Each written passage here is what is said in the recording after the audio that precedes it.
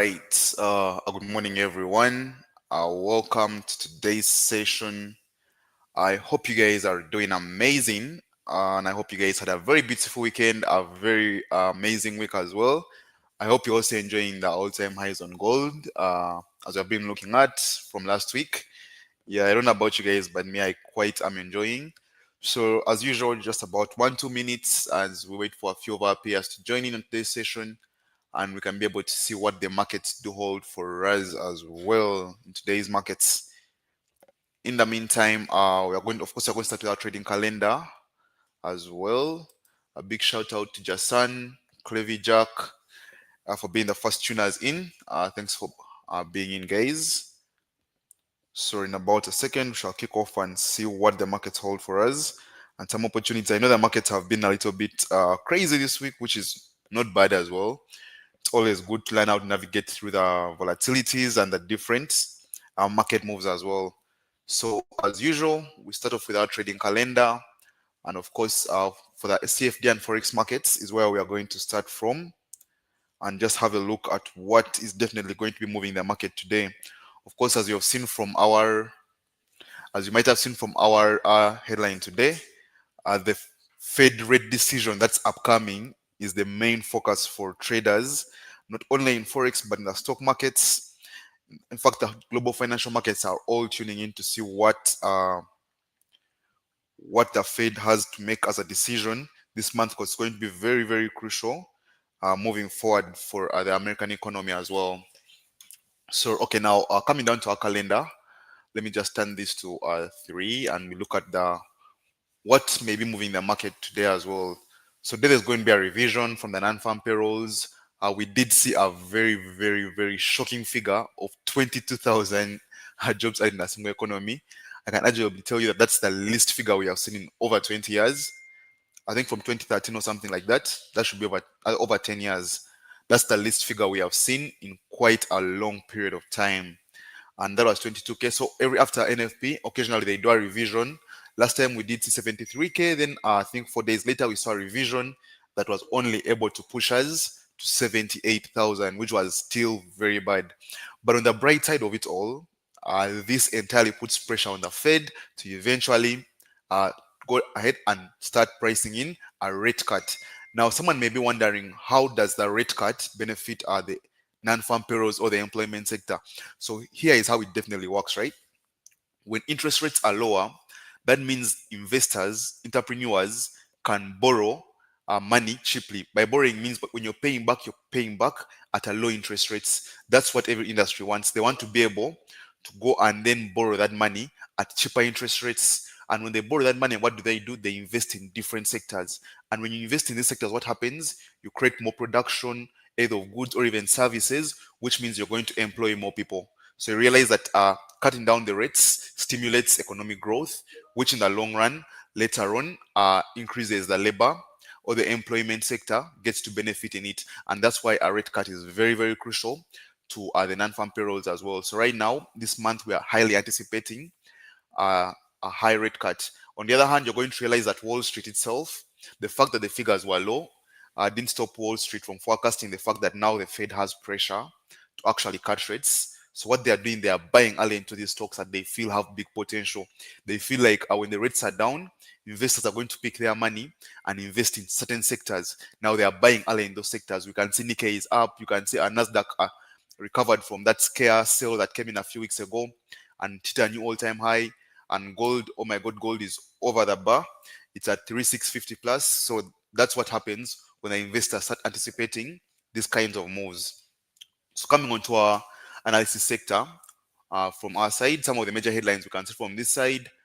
Okay, we have a Bitcoin rises as rate cut, bets boost risk appetite. So yeah, they can tell you Bitcoin rises as expectations for an imminent interest rate cuts by the Fed Reserve boost risky assets.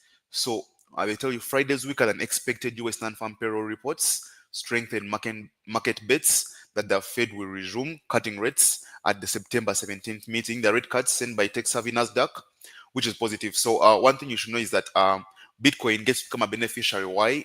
Because we saw some ETFs being launched and some laws being passed in regards to cryptocurrencies, particularly Bitcoin, not yet. But then every time the crypto space has a a go ahead, that means people are going to will to invest in these ETFs. When they are going to will to invest in these ETFs and rates are down, they are going to get that money, borrow that money, and invest into this infrastructure that helps transfer money, and they're going to be transferring it through uh, some crypto coins of the sort, right? So Bitcoin becomes a beneficiary of any kind of spike or pump up from that side as well. So what other headline could we have here? That would be also oil. Now, oil has been a very major commodity to the Trump regime. He has been advocating for more pumping of oil, more production of oil, and lower prices of oil. Of course, you probably heard of the drill baby drill icon that comes in from Trump as, of course, his famous term, drill baby drill. More oil, less prices, makes it affordable. You know, when oil is cheap, that means that cost of movement becomes cheap, cost of manufacturing becomes cheap when oil is cheap. And one of the ways you can make something cheap is by oversaturating it, right? And this week, one of the things we have is the OPEC meeting. Of course, Trump threatened some sanctions on Russia after that China 80th anniversary, because he said they are conspiring against him for assault. So he promised to sanction Russia. I know that every time he sanctions Russia, oil is usually a major thing he's going to look at, basically because it's Russia's biggest export, where they get money from to facilitate the war that they're having with Ukraine as well. So here you can see that oil prices rise in early trading, lifted by prospects of tighter Western sanctions on Russian energy exports and OPEC Plus overall modest output increase for October. Brent crude WTI were both up 1.1% and to 66.72 and 62.93 above respectively. So that's just the oil update. So basically, we're going to be watching the OPEC meeting this week just to see if they are going to prolong. Remember, they had already promised to have a 3-month program from April where they would be increasing, right? So we are down, I think, 3 months now. The 3 months are done. And once if they are going to continue to increase, right? But then the challenge is that the OPEC countries, some of them are trying to de-dollarize oil as well. So sometimes they will come and just increase because of demand, but then they limit how much they are increasing. What would help is if the Ukraine-Russian war actually happens to cool down, then Trump removes some sanctions on Russian oil. That would saturate the market. But at the moment, that doesn't seem to be looking very, very likely. So these are some of the major market movers from the macro world. When you see oil going up, that means that it's not a good sign always for the global markets, because very many industries actually tend to rely on oil products and oil as a raw material. Something from the Eurozones, we see European stocks edged higher on Tuesday, extending gains into a second session with the Stocks 50 up 0.2% and the Stock 600 advancing 0.5%. Investors weighed a fresh round of corporate news while keeping a close watch on France's deepening political turmoil after yet another prime minister lost confidence vote on Monday, which will force President Macron to appoint the country's fifth prime minister in less than 2 years. Markets also face a heavy week. Economic events, including the ECB's policy decision, very, very important. US inflation data will come in on Thursday, and revisions to payrolls, which are coming in later today. On the corporate front, Novartis agreed to acquire biopharmaceutical group. So this is from the pharmaceutical side. So Euro stocks are basically up, particularly because of the political tension we are seeing coming in from France. We did see that previous prime minister until yesterday lose to a vote of low confidence from the house, basically because of the way they are handling the financial situations, particularly around inflation, and of course also when it comes to rates related and taxations as well. So basically, as far as the macro sides are concerned, these are some of the things we are going to be looking at that may move the market today or even through the week. That aside, of course, our focus going now turn all the way to the technical side so that we can be able to see where we can be able to gauge or get some kind of opportunities from as well. In the meantime, I would like to remind you, all of us who are on FX Pesa, we do have a new bonus that rolled out, and that's the 100% bonus where you receive 100% of whatever you deposit on your first deposit. Of course, from $10 upward, you receive 100% a bonus. What the bonus does, it helps you increase your margin in simple terms, and also helps you manage your risks based on a new margin as well. So feel free to take advantage of the 100% bonus. It's here for you. If you don't have an account with FX Pesa, the link is in the description. Go ahead and create that account as well. So let me just share my charts in a second, then we can get underway. and look at what the markets are looking like today.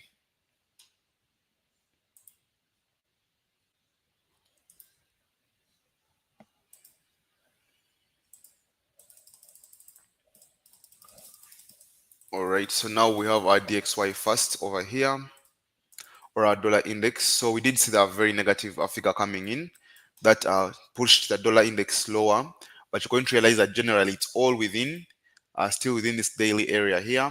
And just in case you happen to see a negative figures coming into this week, especially by Thursday, then we can see it push all the way down here. It's going to be the extreme demand level, which I'll be looking at before we start looking for a reversal on the dollar index as well. So we're having a probably I think a 2-month low at the moment. It's a 1-month low that price created after that negative figure came in from the non-farm payrolls. As you all know, a slowing labor economy is always bad for the economy, so you're able to see this kind of reaction going into this area. So going to refine down into this areas here, sorry, to see how far down this could probably go, just in case. We do have an extreme demand level. By the demand levels, we look for kind of fresh demand levels mostly. So press the tap onto this, and it's now giving us a reaction to the upside.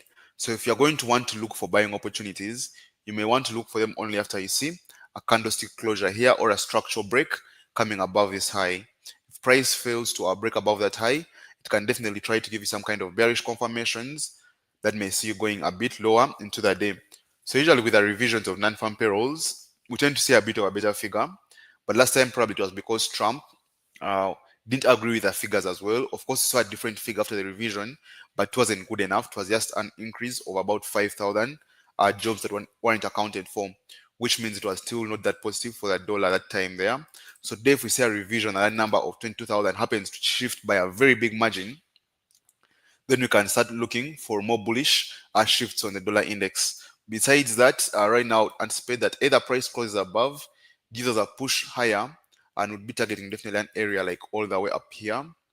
It's an area you'd want to target for that day, or through that day, we have that area above there, or that zone that you'd want price to push towards to. But just in case price fails to give us a good closure above these zones, we can still see them give us some selling opportunity. Let me just refine this a little bit lower, and then we look for some kind. Let's see. So I don't really think this area will, I don't feel like it's most likely to hold price. But when I look at this side, I have a strong high, of which a strong high is always a good sign. So if you can see a good shift above that area on the 4H, then you can definitely want to look for price actually coming all the way to this zone here, because it's embedded in a high, in what we call a strong high. But a strong high basically mean price came. Price, let me have this from here. Price came from the high, formed a low, took out the high, that high it had formed, then now formed a lower low, then went down, right? So this whole area here becomes a strong high. It's what you call a strong high. So price has a tendency of wanting to come and then push into this area before it looks for selling opportunities. But that's only if price happens to violate these highs, because this area can still be a very good selling area to push price a bit lower, unless if you can be able to refine the demand level on the left hand side as well. So if we were to refine this, would of course want to come all the way to this level here. That would be a level that you'd want to watch for price to actually get to, because we haven't yet tapped that level. So price can easily push either to this area and push lower, or to the area above where you'd be able to look for some kind of a bearish confirmations. Then you're able to look for those as selling opportunities as well.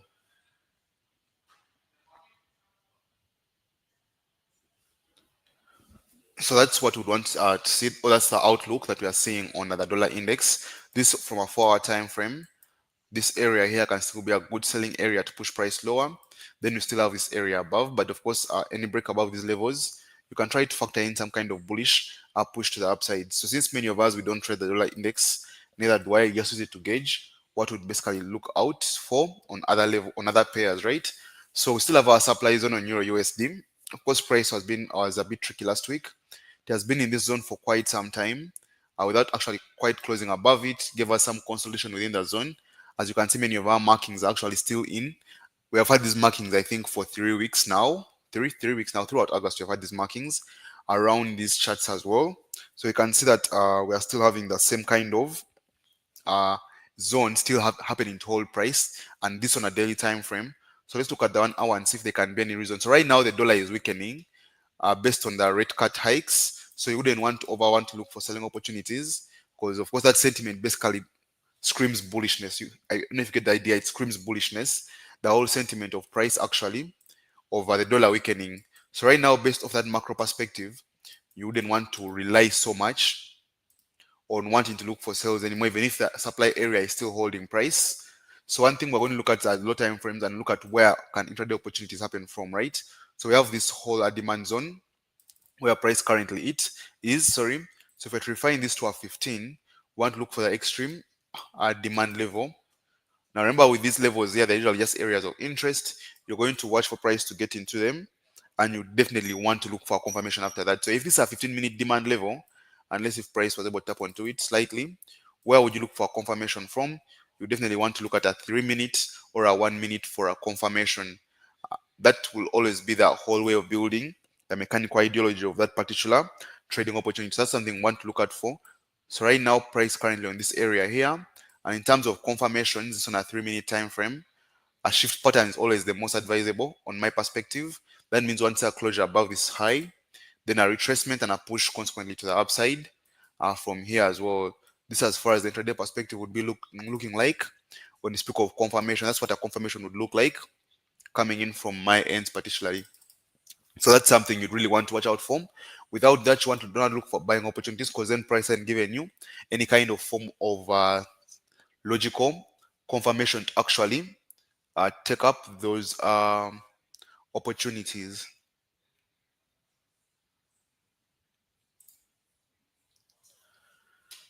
So this is what our Euro USD is looking like, and what we would want to anticipate for and see.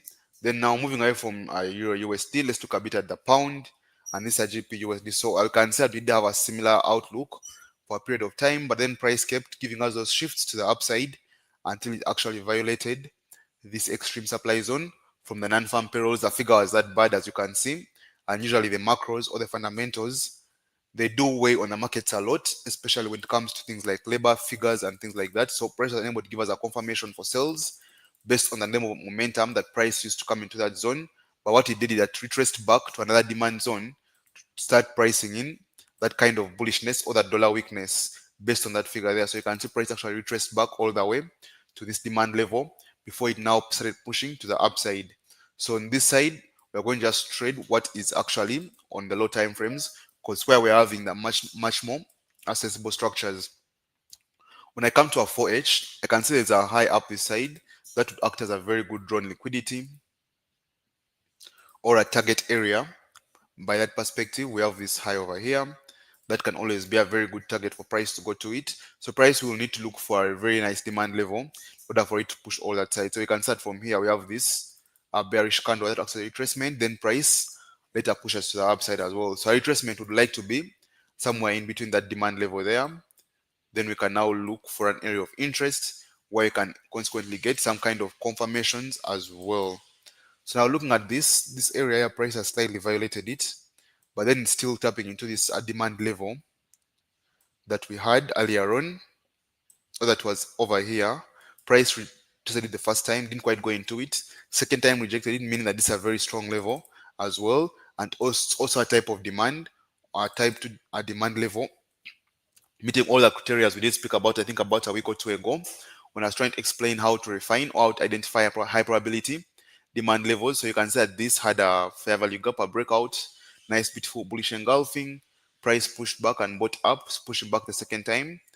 And then what would be the last point we want to look out for, just in case that area doesn't give you a confirmation?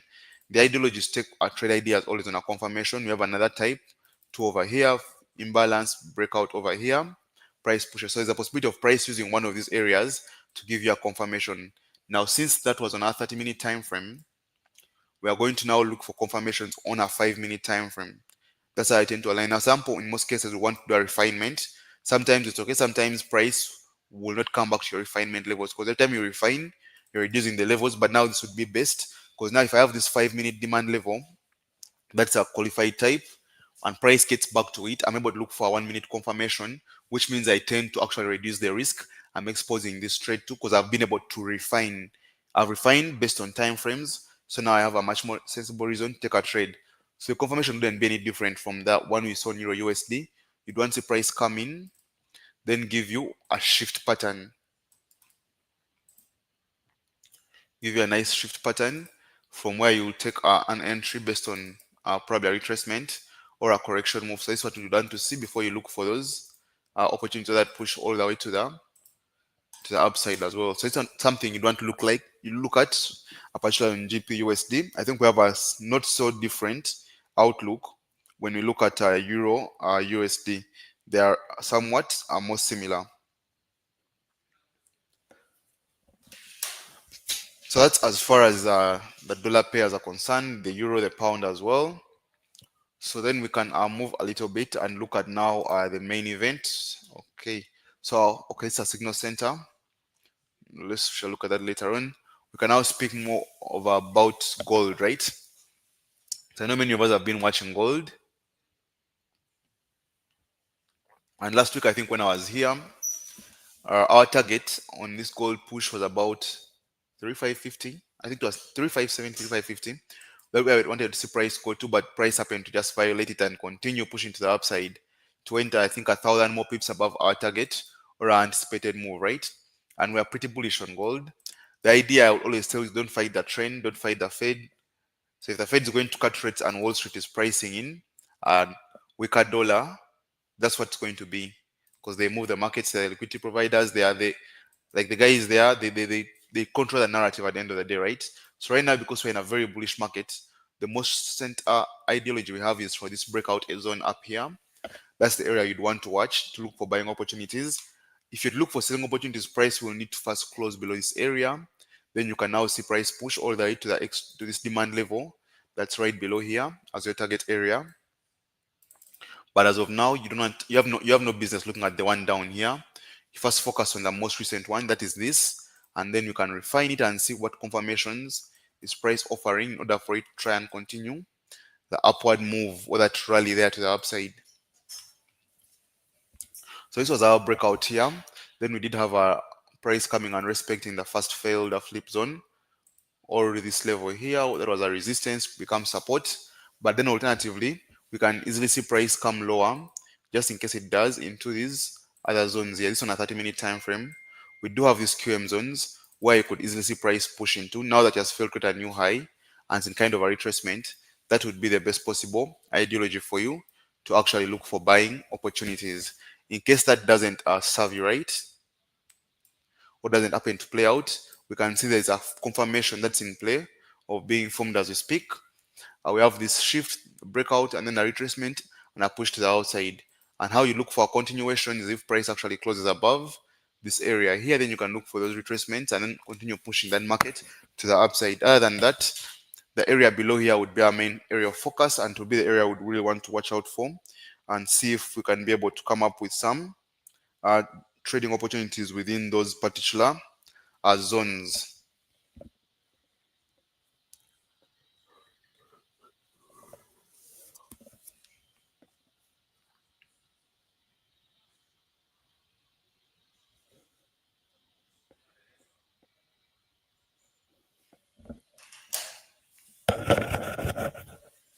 So this as far as gold is concerned, we have these areas that are currently holding price. So usually I like taking the QM level entries. That would be the zones here.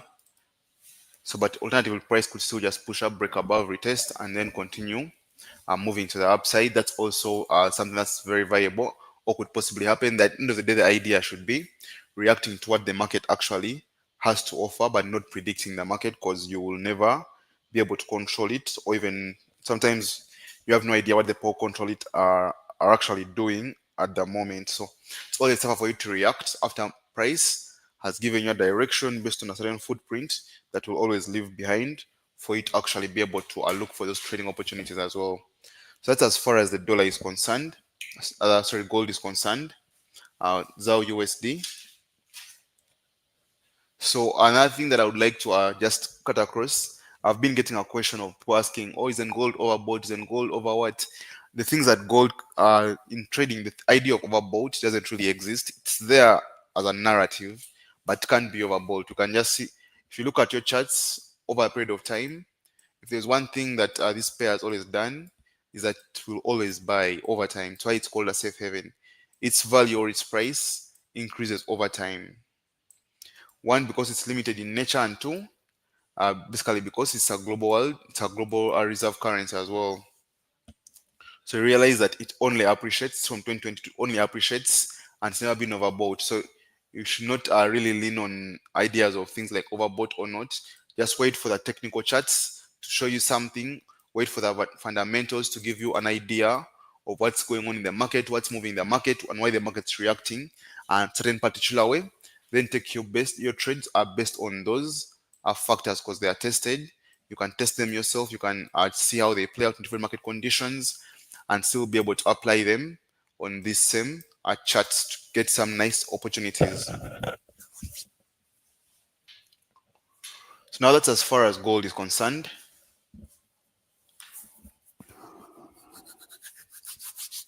So now let's move a bit onto GBP JPY or the pound yen and see what the pound yen has to offer. So last week we did see this demand level here that we are looking to see if it can push price to the upside. Of course, there had been a breakout on the far left on a higher time frame. I believe this was a daily time frame breakout. So this was a daily time frame breakout, price pushed lower and able to push to the upside. Coming into the 4H,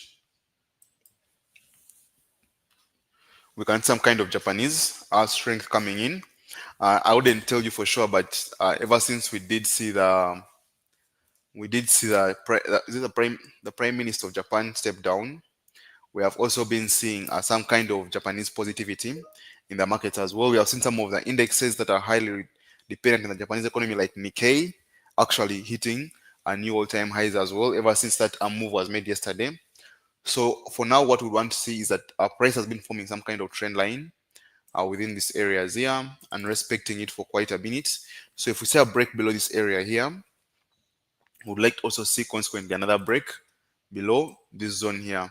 That's when you can now start pricing in some kind of bearishness, not just because the structure is bearish, but also want to have a fundamental perspective and a reason of confluence on why you'd be anticipating some kind of bearishness from there onwards. So GBP JPY, this is something you'd like to watch out for. It's a demand level. It could still give you confirmations for buys, but the idea would still be confirmation, strictly confirmation. So without a confirmation, you're always trading blindly.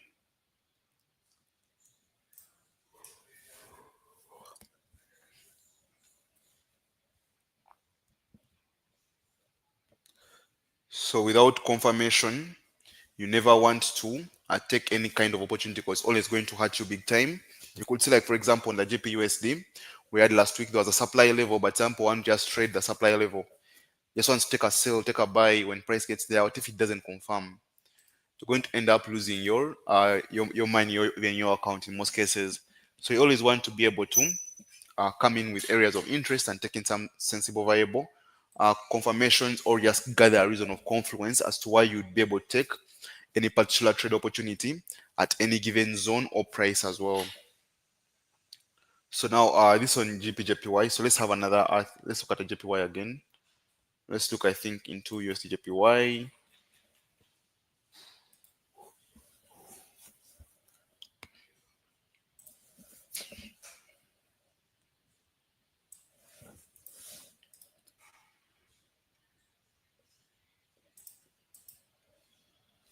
So we're seeing that the JPY effect everywhere. The Japanese yen strength has also reflected this side. So sentimental, I still want to be bearish on this, but there are going to be conditions based on that, right? First, is does price have a reason to go lower apart from the fundamental side? We have this demand level. It's a very nice draw on liquidity. Two, what are you going to be able to see here? You're going to see a very nice zones or this kind of price level here that had been rejected multiple times. You said price just hovers above it, tapping in, rejecting, tapping in, rejecting, tapping in, rejecting. We even have a very big red candle that comes here, then still pushes back up. So the idea here would be price finally violates this area here. It's on a daily time frame, which is relatively large enough for intraday opportunities to come in between. When I go to the 4H,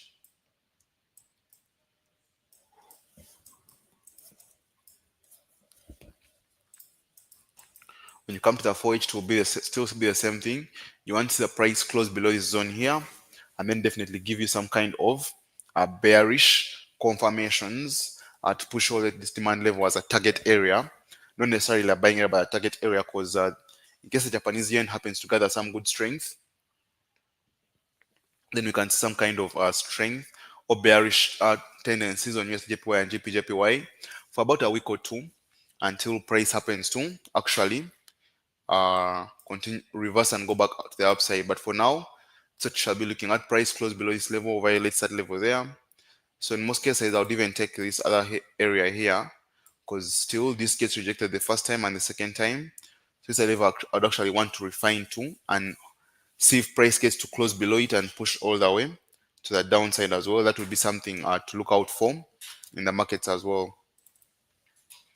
So that's USD JPY. So let's move in a bit to NAS 100. So now last week, I remember we did have that breakout to the upside. And then I mentioned that, of course, we had a very big range, but price will have to come and rebalance that range there if it's continued to the upside. Now remember, this was a high time frame breakout on a 1 hour time frame, daily time frame. Sorry, it's on our daily time frame. We had this 1 hour breakout, and then what happens? Price later on gives you this nice deep retracement. Actually, I did it in one candle on a 4 hour. One candle and retraced all that move, filled in that imbalance. This was the demand level responsible for the breakout. So price comes into it and pushes to the upside. So it's a very nice opportunity. Those of you who are there, any of you took advantage of it, well then congratulations on your side.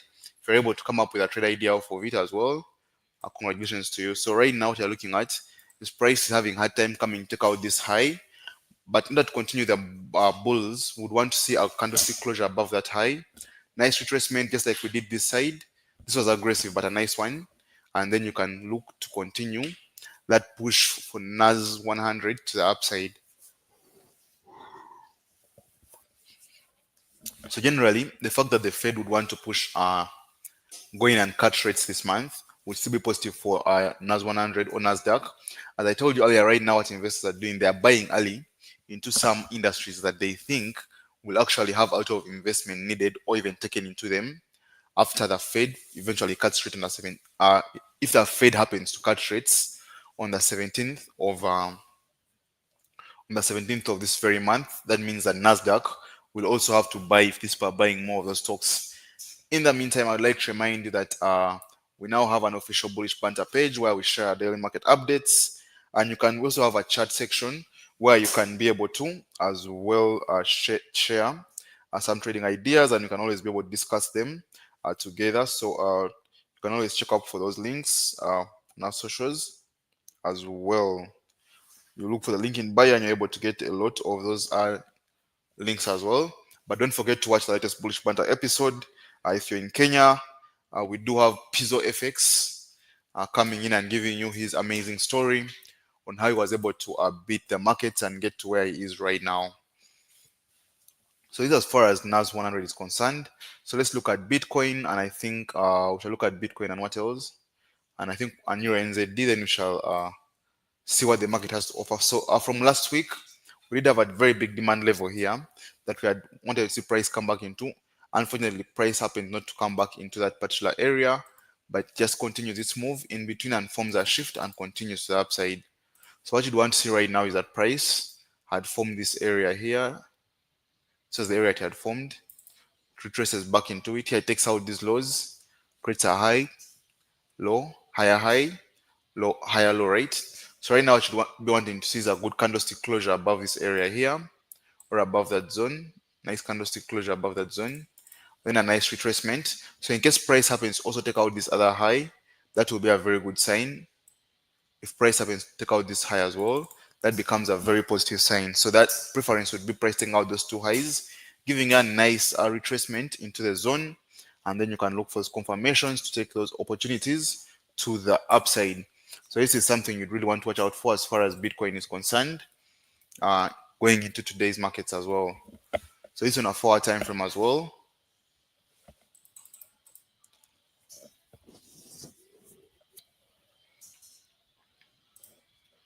So now looking a bit at the Euro New Zealand,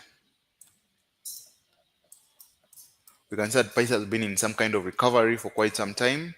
This coming off a daily time frame, and the recovery has been just aimed to push price into this whole zone here, or this demand level, which is a type 3. And of course, based on the kind of movement price is using to come down, here it was a correctional move, but then all of a sudden it gains a bit of momentum, which doesn't stop you from waiting for a confirmation. You could still look at that zone and wait for a 1 hour confirmation or a 15-minute confirmation and see if price is really going to push to the upside based off what the market will be able to give you, based on also the confirmation type you're going to be using. So it's the level we'd want to watch out for, and you can always refine it as well to the 1 hour time frame.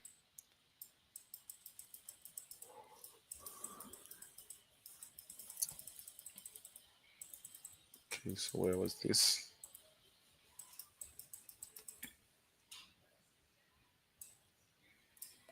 Let's sure this was it.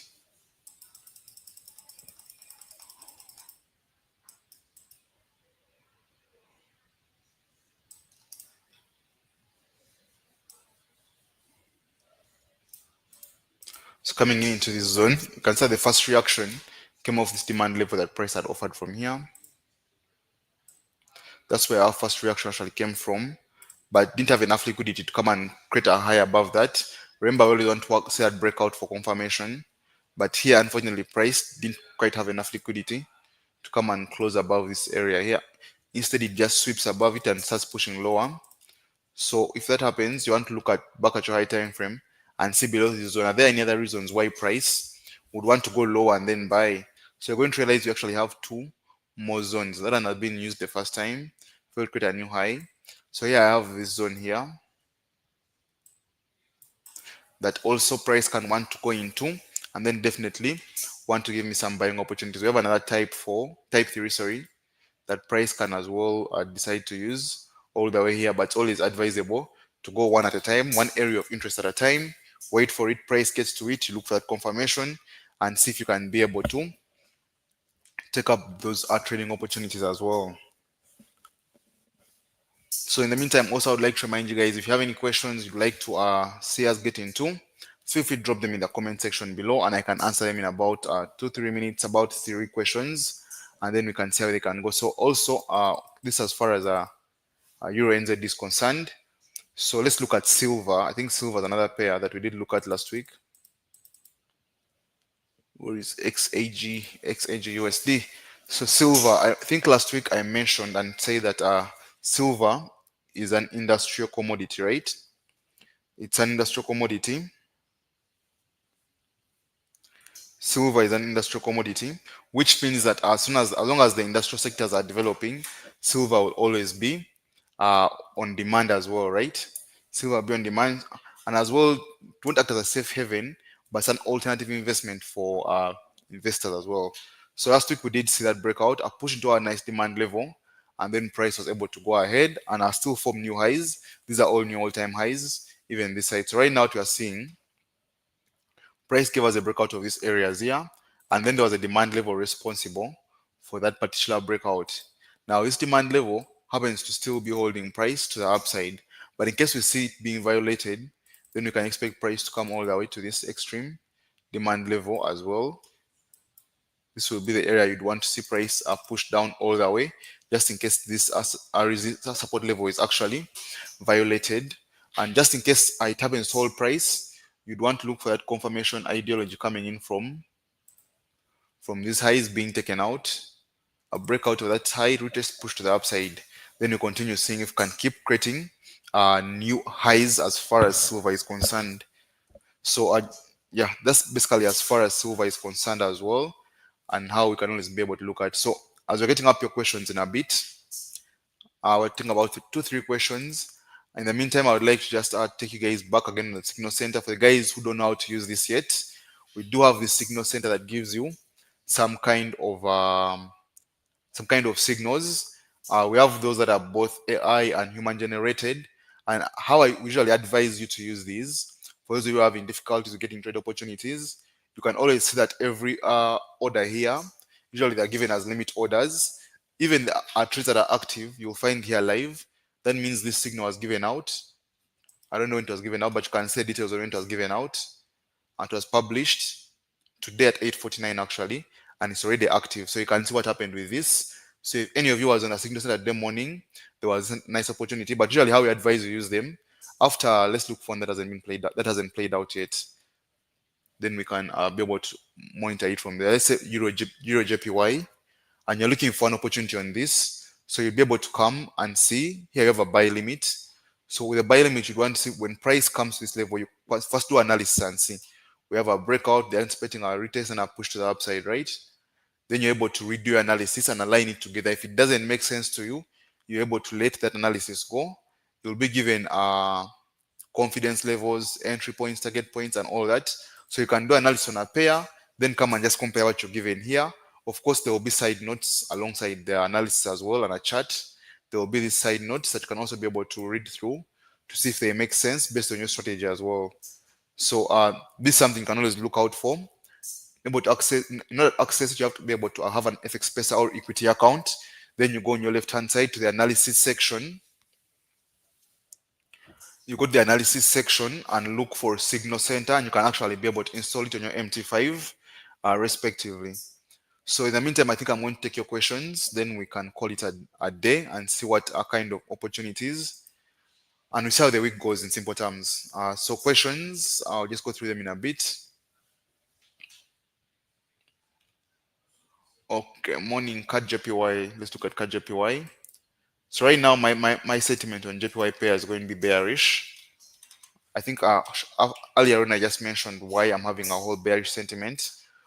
Not entirely just only because the prime minister stepped down, but also because the decision was based on the failure to actually stabilize the Japanese yen. We know that they don't tend to increase rates. Where is the Mecca JPY coming up here? Here it is.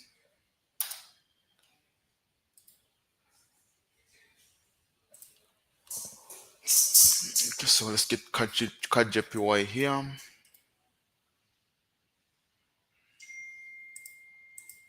So you can see we have that same bearish push from the JPY strength. Let's look at the 4-hour and let's look at the daily. All right, so here on the daily, the demand level we have is all the way down this way because we expect some Japanese strength, some yen strength. So when I come now to the 4H, I like the fact that price is now actually closing, attempting to break this low. This is a very good sign. So you want to say a closure below this area, definitely some kind of pushback up. Then later on, a push to the downside, hopefully into this demand level here that we actually were able to. Okay, why is my tool behaving like that? Okay. Yeah, so this is something I'd want to look at on CAD JPY. If I'm to refine a lower, so you can see the nice supply level that price did form around these areas. There's a supply zone that is around here. So this is where you don't see a retracement push to, and then a push to the downside as well. So price can also do that intraday. Price gets into this area, you look for some selling confirmations on lower time frames. Of course, that would be a 5-minute time frame, and then a push to the downside. So that's basically what we are looking at as far as a CAD JPY is concerned. That's for a Clavi Jack. Thanks for the question as well. We are still pricing in a strong JPY. Just get the second question here. We did look at just JPY already. The analysis is pretty much similar with the JPY pairs. We expect to find this a closure below this would mean we are going all the way lower into these areas, and this is the area I would want to target based on the Japanese strength. Would want to see a closure below this. So if a candlestick fails to close below this area here, then price can still pretty much give you a deeper retracement.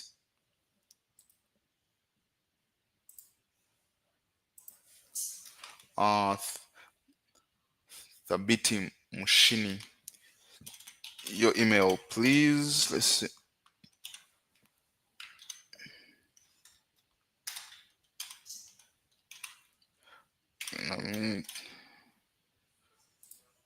So that's the email in case you have any inquiries as well.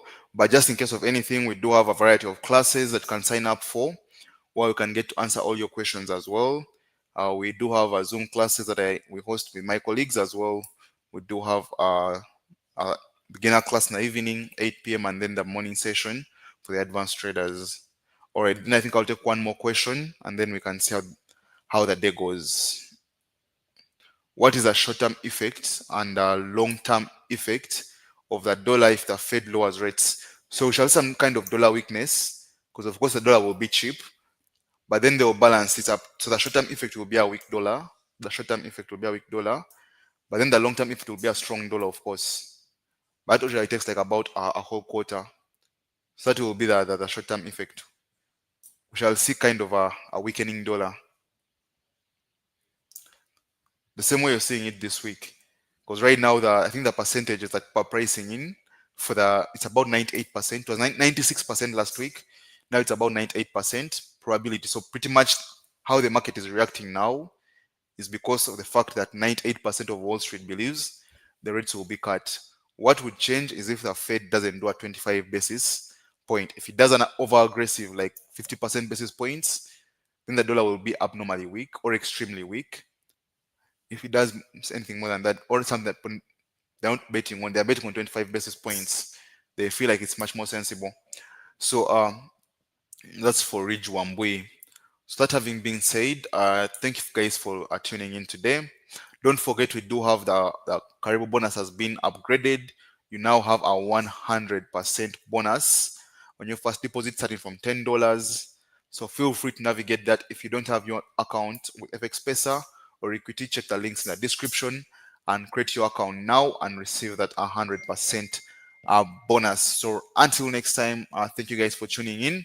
I would like to wish you guys a peaceful day and yeah, and I wish you all the best. Thank you.